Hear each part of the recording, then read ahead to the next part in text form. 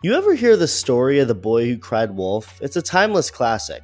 There once was a boy who always wore a New York Yankees hat, and in 2017, the Yankees came out hot, lasting farther into the postseason than their rival Boston Red Sox with the help of baseball's new phenom Aaron Judge, the Rookie of the Year. "This is the year," the boy in the Yankee hat cried. "This is finally the time for the Yankees to win it all." And out the crowds of opposing teams rushed out to watch, only for the team to end up losing in 7 games to Houston.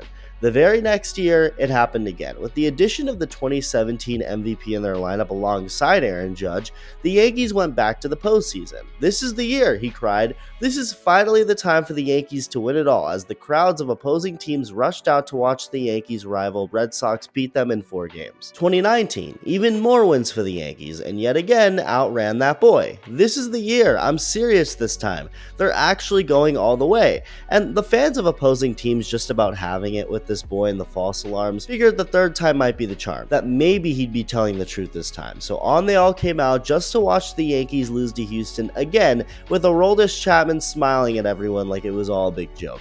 And so, the Yankees have continued doing the same thing, just with less people expecting anything. 2020 came, then a repeat of 2018 and 2019, as they'd have their seasons end to Boston and Houston in back-to-back years. 2021 and 2022, this time getting a combined 0 wins against both teams, and they've yet to make the postseason since.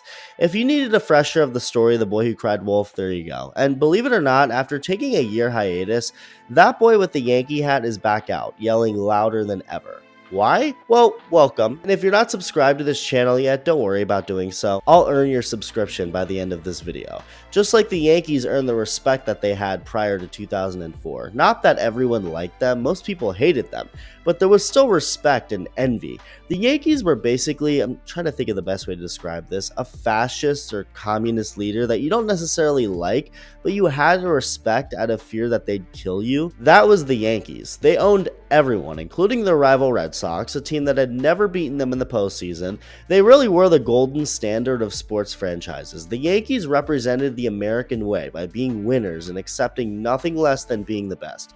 Again, that was all through 2003, because then 2004 came around and everything changed. Everything also seemed normal at first, until 4 of the most shocking days in sports history took place that featured the Red Sox winning 4 straight games against the Yankees after being down 3-0 in the ALCS, taking them down for the first time ever in October, winning the pennant and going on to win their first World Series championship in 86 years. And since then, nothing's been the same for the Yankees. The Red Sox have gone on to win 3 more rings compared to the Yankees' 1 ring in 2009, but it's not just that. The Yankees have become owned by other franchises, including Boston, because in 2018, the two faced off in the postseason for the first time since the iconic 04 series, only for the Red Sox to win in 4 games. 3 years later, the two faced off in a winner-take-all wildcard game.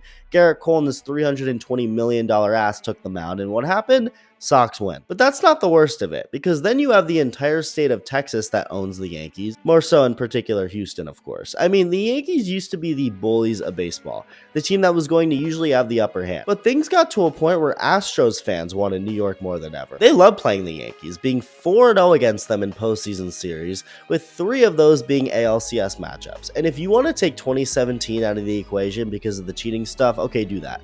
The Yankees still went on to lose 2 more times to the Astros in the ALCS, including in 2022, where no time was even wasted, getting dusted in 4 games. So why am I bringing this up? Why is this even relevant? Does any of it directly correlate to the 2024 Yankees?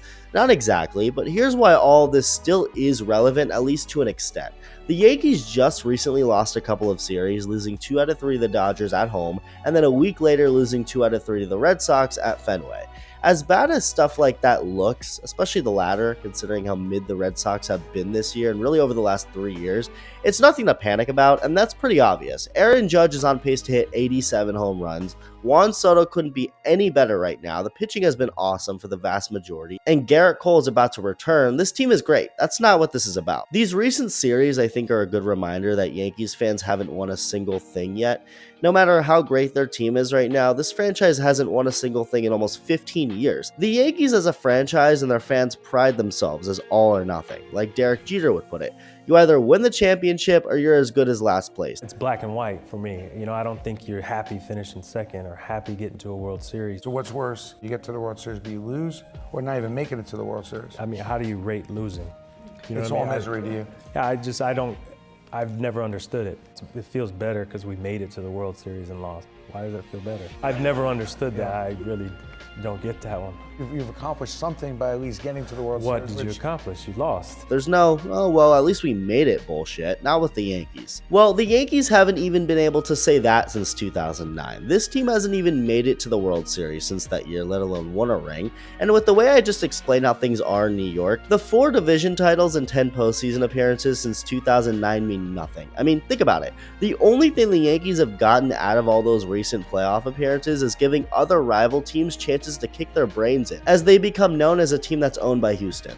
The last 7 postseason appearances for the Yankees ended in either losing to the Astros or an AL East opponent. The Red Sox twice and the Rays in 2020. I don't take much of what happened in 2020 as seriously, but if you want to count that one, there you go. Hell, even the Tigers kind of own the Yankees, considering they took them down in back-to-back years in 2011 and 2012.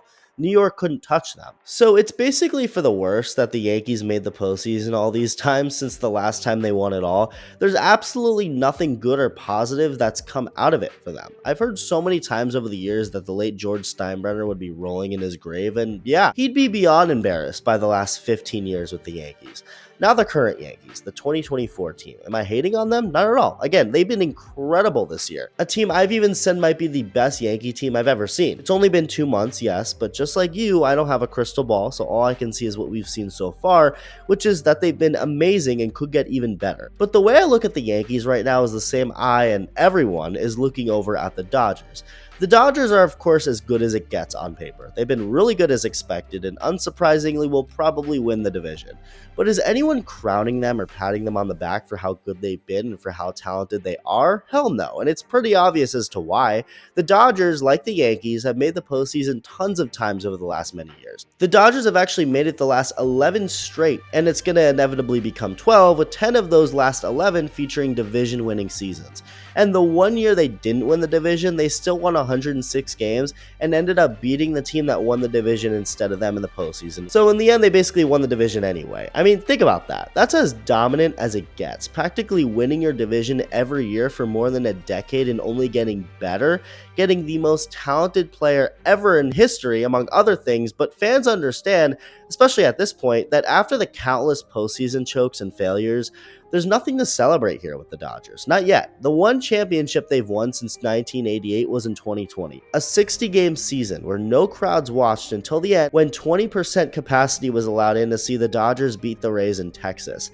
I mean, that year made no sense. The Dodgers were the best and stood on top at the end. There's no denying that, obviously, but there was no parade to celebrate with the fans. The whole thing just felt kind of fake.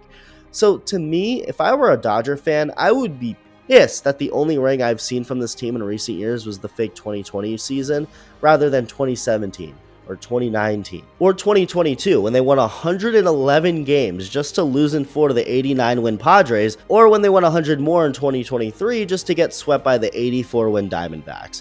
You gotta win one in a normal year, and so even if you're the Dodgers and their fans, you can't brag about really anything until you get that ring. Because what good is all these great regular season teams if you end up choking in the end? Same thing for New York, especially for New York, the city that prides itself on being the winningest franchise in all of sports. Making the playoffs isn't enough. Winning the division isn't enough. Not even making it to the World Series is enough. Something that they haven't even done in 15 years. Will that change this year? Well, Juan Soto is a great guy to have, considering he comes through in October and has never seemed to be afraid of any big moment. If anything, he embraces it and gets even more confident in those moments. So that's great. The pitching has also stepped it up big time all around, but no matter how good this team looks or how good any team looks, we've seen how much that matters in October. So Yankees fans can be happy about the team that they currently have. Absolutely. And I'll be the first to say that although those 2 series losses are frustrating, especially to the Red Sox, this isn't a collapse, at least not yet. This is still arguably the best team in all of baseball. They're dangerous, but they've also proven nothing. And there's nothing they can prove until the month of October, a month where they'll be able to answer the question, are you a legit winner with bragging rights? Or are you just another choking Yankee team that further separates this franchise from the iconic greatness it used to be? If there's one thing to take away from this video, just remember, the Yankees and their fans cannot brag about a single thing, especially the Red Sox and Astros fans, until they either A, win a World Series and or beat Houston or Boston in October. It's been this way since 2018, and that hasn't changed. Let me know your thoughts. Thank you for watching, and I'll see you soon.